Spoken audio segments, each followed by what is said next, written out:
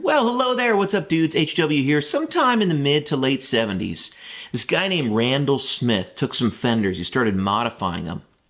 And I think he kind of thought, what if I could make this little Princeton do anything? And so he kind of did that. He took a modified Princeton, put a 12-inch EV speaker in it, really tricked it out, put a bunch more wattage in there, built the whole thing up. And he brought it to Carlos Santana. And he said, try out this amp, man. And Carlos looked at him and said, he tried it out. And he goes, man, that little amp can really boogie. And that's how it all starts. That's the Mesa Mark 1, the Mesa Boogie Mark 1. Thank you, Carlos, for that descriptor, which really has stuck around. And the reason I think these amps are so cool, this is a 78 Mark 1, a production model. The very first ones were modified Princeton chassis and stuff. But this one has Randall's signature inside, RS marked on the inside. And so it's a nice one. These amps gave you something that other amps weren't giving you yet in those years. It gave you like not four channels, but like four gain structures. So you had one gain stage, and that was like your cleans. But you could pull that gain knob, the pull gain boost, and you had another more gained up version of that channel. You also had a second master or a second volume, so you had two gain stages going into each other, and that was the like cascading gain thing. Not a lot of amps were doing that yet. And then then you could pull the gain, and you had a fourth sort of boosted gain with double gain stages. So you had these four different tones you could kind of get out of the amp. Plus you had a pull bright, plus a presence on the back, master with the EQ. I mean, it just was like, this amp did so much more than the 60s and 70s Fenders that, that they were modified from. It just gave you so much more. And as Carlos said, they really boogied. I think there's such a great continuation of that American sound. Started down there in Southern California, but Randall Smith was up in Northern California, where I grew up. And he was in Petaluma, California, and really gave the world a little bit of like, what if a Fender could do more?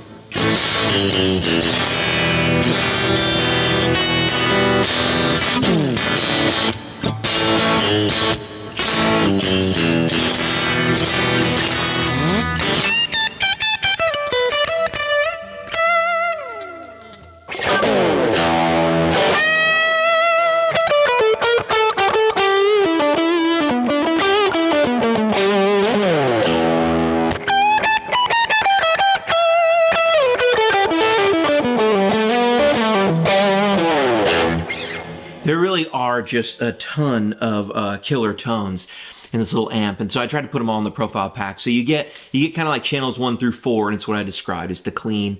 The number 2 is the clean with the pull gain. Number 3 is the two gain stages into each other, and then you get, of course, all out, both gain stages activated with the pull gain. You get the brights in there, and call that a wrap. The whole pack sounds like this.